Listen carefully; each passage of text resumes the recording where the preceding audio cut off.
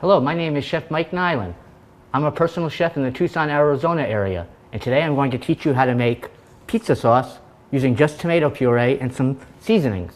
It's a no-bake type of sauce that is easy to make and quick.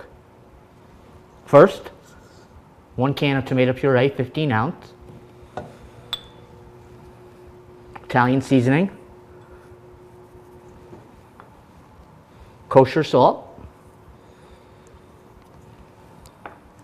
Garlic powder. Fresh ground black pepper.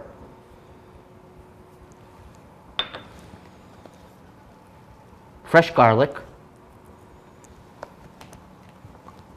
And grated Parmesan cheese. You blend that all together and put it in the fridge for an hour, and it's ready to make your pizza. Simple and easy.